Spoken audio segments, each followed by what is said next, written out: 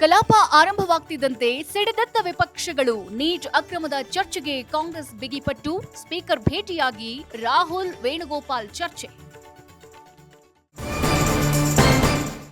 ಅಕ್ರಮ ಎಸಗಿದವರನ್ನ ಸುಮ್ಮನೆ ಬಿಡಲ್ಲವೆಂದ ಮೋದಿ, ಶಿಕ್ಷಣ ವ್ಯವಸ್ಥೆಯನ್ನೇ ಹಾಳು ಮಾಡಿದ್ದೀರಿ, ವಿಪಕ್ಷಗಳು ಕಿಡಿ.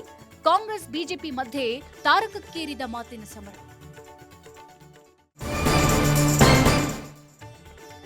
ಕಾಂಗ್ರೆಸ್ನಲ್ಲಿ ಜೋರಾಯಿತು ಸಂಪುಟ ಸರ್ಕಸ್. ಮತ್ತೊಂದು ಸಮುದಾಯಕ್ಕೆ ಡಿಸಿಎಂ ನೀಡಲು ಹೈಕಮಾಂಡ್ನಲ್ಲಿ ಚರ್ಚೆ.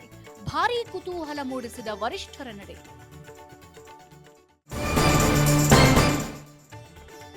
ವಿಧಾನಸೌಧದ ಮುಂದೆ ಕೇಸರಿ ಪಡೆ ಪ್ರತಿಭಟನೆ. ಸಿಜೆಪಿಗೆ 106 ಕೋಟಿ ಕೊಡ್ತಿರೋರು ಯಾರು? ಕಾಂಗ್ರೆಸ್ ವಿರುದ್ಧ ವಿಜಯೇಂದ್ರ, ಅಶೋಕ್ ವಾಗ್ದಾಳಿ.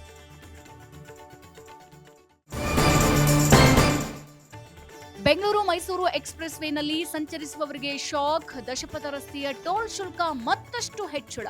10 ರಿಂದ 50 ರೂಪಾಯಿ ತನಕ ಏರಿಸಿದ ಎನ್ಎಚ್ಎಐ.